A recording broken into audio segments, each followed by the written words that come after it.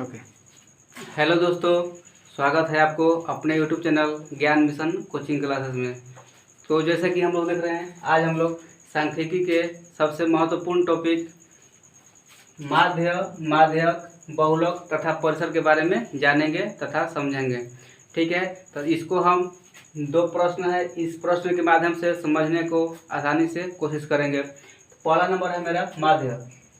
माध्य क्या होता है? सबसे पहले माध्य बराबर सूत्र होता है, जितना भी संख्याएं दिए गए संख्याएं हैं उन सभी संख्याओं को जितना भी संख्या है उसके संख्या से भाग दे देंगे तो वो मेरा माध्य हो जाएगा। तो चलिए हम लोग फार्मूला लिखते हैं। माध्य बराबर आंकड़ों का योग बटा में आंकड़ों की संख्या। माध्य ज्ञात करने के लिए जितना भी आंकड़ा दिया रहेगा सभी आंकड़ों को हम पहले जोड़ेंगे, उसके बाद उसके संख्या से भाग दे देंगे। हम लोग पहले प्रश्न नंबर 1 के लिए एग्जाम्पल के तौर पर हम लोग प्रश्न 2 लिए हैं। इस प्रश्न के माध्यम से पहला नंबर प्रश्न के लिए हम चलिए निकालने का कोशिश करते हैं। माध्य बराबर 2 + 4 + 1 + 2 + 6 बटा में जितना भी संख्या है 1 2 3 4 5 से भागा दे देंगे। फिर क्या करेंगे, सभी संख्याओं को जोड़ेंगे तो आएगा 2 4 6 1 7 7 2 9 9 6 15 15 बटा 5, ये जाएगा हमारा 3 बार में। तो मेरा माध्य हो गया 3, माध्य हो गया 3। ठीक इस प्रकार प्रश्न संख्या 2 के लिए हम अगला क्वेश्चन को हम करने की कोशिश करते हैं। प्रश्न संख्या 2 के लिए माध्य बराबर, बार बार हम फार्मूला को नहीं लिखेंगे, चलिए हम डायरेक्ट जोड़ते हैं। 3 + 5 + 7 + 3 + 4 + 2 बटा में जितना संख्या है उतना संख्याओं को हम देखेंगे। 1 2 3 4 5 6 संख्या है तो 6 संख्याओं से हम भाग देंगे। सबसे पहले हम सभी संख्याओं को जोड़ेंगे। 3 5 8 7 15 15 8 18 15 3 18 18 4 22 22 और 2 24 24 बटा 6। 24 में अगर 6 से भाग देते हैं तो ये जाता है 4 बार में मेरा कट जाएगा। तो प्रश्न संख्या 1 के लिए मेरा माध्य हो गया 3 और प्रश्न संख्या 2 के लिए मेरा माध्य हो गया 4। ठीक इसी प्रकार हम लोग समझेंगे। अगला टॉपिक क्या है? माध्यक। क्या है? माध्यक। माध्यक को समझने के लिए पहले हम इसके बारे में थोड़ा जानते हैं। माध्यक क्या होता है? दिए गए जितने भी संख्या दिया रहेगा उन सभी संख्याओं को पहले हम या तो आरोही क्रम में सजाएंगे या तो अवरोही क्रम में। आरोही का मतलब होता है बढ़ते क्रम, अवरोही का मतलब होता है घटते क्रम। तो सबसे पहले हम दिए गए संख्याओं को आरोही या अवरोही में लिखेंगे। तो चलिए हम लोग लिखते हैं प्रश्न संख्या 1 के लिए। प्रश्न संख्या 1 के लिए लिखते हैं आरोही। आरोही मतलब बढ़ते क्रम में। चलिए हम लोग लिखते हैं, तो समझ सकते हैं बढ़ते क्रम क्या है। संख्या सबसे पहले बढ़ते क्रम में लिखने के लिए छोटा से स्टार्ट करेंगे और लास्ट में सबसे बड़ा को लिखेंगे। 1, 2, 2, 4, 6 5 संख्या है, 5 को लिख देंगे। फिर क्या हुआ? माध्य ज्ञात करना है। तो माध्य ज्ञात करने के लिए क्या होगा, हम पहले संख्याओं को आरोही क्रम में सजा दिए, लिख दिए। माध्य को होता है किसी भी संख्याओं को आरोही या अवरोही क्रम में सजाने पर जो संख्या बीचों बीच में रहेगा वही मेरा माध्यक होगा। तो देखिए हम लोग आरोही क्रम में सजा दिए हैं। देखते हैं कि इन 5 संख्याओं में बीचों बीच कौन संख्या आ रहा है, वही मेरा माध्यक हो जाएगा। तो 1 2 3 4 5 इस साइड से जाएंगे तो तीसरा नंबर, और वो साइड से जाएंगे मेरा तीसरा नंबर। बीचों बीच संख्या मेरा आ रहा है 2, बीचों बीच संख्या आ रहा है मेरा 2। तो हम कह सकते हैं मेरा माध्यक हो गया, माध्यक मेरा हो गया 2। ये छोटा संख्या है, हम आसानी से ज्ञात कर सकते हैं। अगर इसको हम फार्मूला से डायरेक्ट ज्ञात करेंगे तो उसके लिए फार्मूला भी है। चूँकि ये संख्याओं आंकड़ों की संख्या इसमें विषम संख्या यानी कि 5 है, विषम संख्या है। तो इसका माध्यक निकालने के लिए हम माध्यक बराबर लिखते हैं। माध्यक बराबर n + 1 बटा में 2 वहाँ पद, यानी कि जो n है पदों की संख्या, यानी कि उसमें जो संख्याओं की संख्या बताता है। मतलब इस सूत्र के अनुसार हम लोग समझते हैं कि इसका आंसर 2 ही आना चाहिए। पहले नंबर देखते हैं एन। एन मतलब जितना भी संख्या दिया गया उतना। 1 2 3 4 5, एन के जगह पर हम रखेंगे 5 प्लस सूत्र के अनुसार 1 बटा में 2, जोड़ेंगे तो 6/2 यानी कि 30, यानी कि 30 तीनवा, यानी कि तीसरा बोल सकते तीनवा पद। हम संख्याओं को आरोही या अवरोही क्रम में सजाए हैं, तो मेरा जो तीसरा पद आएगा उसी को बोलेंगे माध्यक। 1 2 3, इसके अनुसार भी मेरा तीसरा पद आ रहा है 2, तो मेरा क्या हो गया 2, क्या हो गया मेरा माध्यक, 2 क्या हो गया मेरा माध्यक। ठीक है, और उदाहरण नंबर 2 को हम समझते हैं। उदाहरण नंबर 2 को हम समझते हैं, इसके पहले इसको मिटाते हैं। उदाहरण नंबर 2 को समझने के लिए हम चलिए, जैसे कि हम बताएं कि किसी भी संख्याओं का माध्यक निकालना है तो सबसे पहले हम आरोही या अवरोही में लिखेंगे। तो चलिए हम लोग इसको आरोही में सजाते हैं, आरोही क्रम में सजाते हैं। सबसे पहले छोटा अंक देखेंगे कौन सा है, 2 है, उसके बाद 3 है, फिर 3 है, 4 है, 5 है तथा 7 है। 1 2 3 4 5 6। प्रश्न संख्या 1 में हम लोग देखें कि आंकड़ों की संख्या जो है विषम है, यानी 5 है, विषम है। इसमें देखते हैं कि आंकड़ों की संख्या मेरा सम है, आंकड़ों की संख्या मेरा सम है, यानी कि 6 है। तो इसका माध्यक निकालने के लिए हम क्या करेंगे, प्रोसेस वही है, पहले हम संख्याओं को आरोही क्रम में लिखेंगे, इसके अनुसार जो बीच में मेरा पड़ेगा उसी को बोलेंगे हम माध्यक। ठीक है,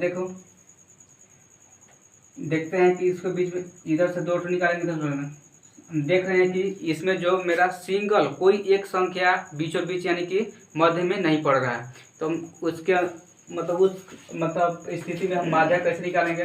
तो उस स्थिति में माध्यक होता है दोनों संख्याओं को, जो दो संख्या, ठीक ना, जो दो संख्या बीच में पड़ रहा है उन दोनों संख्याओं को जोड़ेंगे और फिर 2 से भाग देंगे। तो इस स्थिति में माध्यक मेरा 3 + 4 बटा में 2, यानी कि जो बीचों बीच दो संख्या पड़ रहा है, जो दो संख्या बीचों बीच पड़ रहा है उन दोनों संख्याओं को जोड़ेंगे और 2 से भाग दे देंगे। दोनों संख्या को जोड़ेंगे तो मेरा आएगा 7 और 2 से भाग देंगे तो 3.5।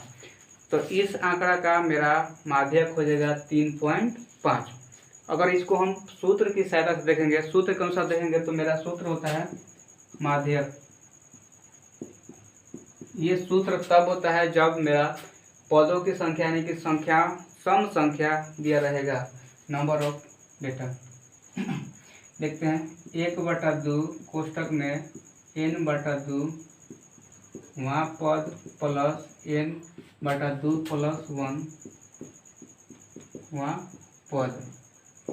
फिर हम सूत्र के अनुसार इसी प्रश्न को देखते हैं। 1/2 पहले लिखेंगे फार्मूला के अनुसार, n/2, n का मान है मेरा 6 है, पदों की संख्या 6 है, तो 6/2 वहाँ पर प्लस n/2 मतलब 6/2 + 1, 6/2 + 1 वहाँ पर। चलिए हम इसको मिटाते हैं।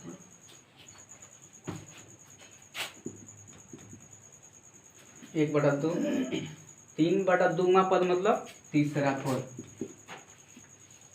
3वां पद प्लस 6/2 मतलब 3, 6/2 मतलब 3, यानी कि चौथा पद, 4वां पद मतलब चौथा पद।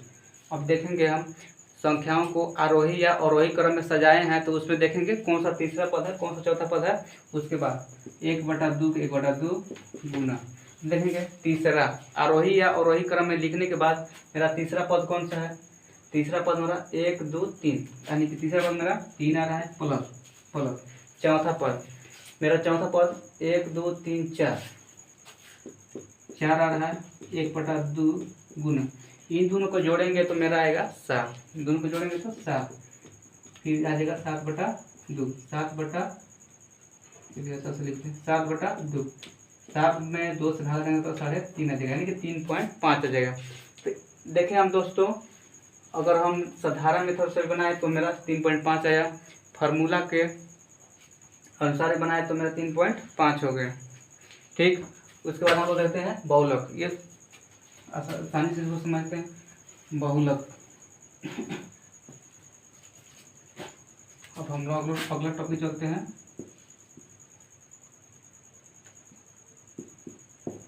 बहुलक।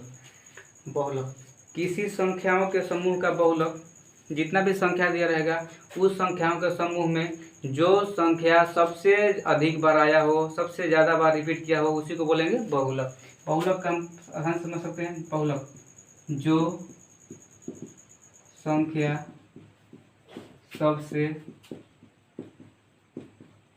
अधिक बार आया हो, जो संख्या सबसे अधिक बार आया हो उसको बोलेंगे, उस संख्याओं के समूह को बोलेंगे बहुलक। जैसे कि मान लीजिए हम प्रश्न संख्या 1 को लेते हैं, प्रश्न संख्या 1 को लेते हैं। इसके अनुसार जो मेरा 2 है, 2 बार आया है और बाकी जो संख्याएं हैं 1 बार आया है। तो इस प्रश्न के अनुसार बहुलक जो होगा, बहुलक क्या होगा, लिखेंगे 2 सबसे अधिक बार आया है। 2 सबसे अधिक बार आया है तो बहुलक बराबर हो गया, बहुलक बराबर 2, बहुलक बराबर मेरा 2 हो गया। प्रश्न संख्या 2 के लिए, प्रश्न संख्या 2 के लिए हम समझते हैं। इसमें भी देखेंगे कौन सा संख्या ऐसा है जो सबसे अधिक बार आया है। तो इसमें भी देखेंगे 3 जो ऐसी संख्या है जो 2 बार आया है और बाकी सब संख्याएं 1 बार आया है। तो इस संख्या के अनुसार बहुलक इसमें, बहुलक इसमें भी मेरा 3 हो जाएगा। बहुलक इसमें मेरा 3 आ गया। क्यों? क्योंकि 3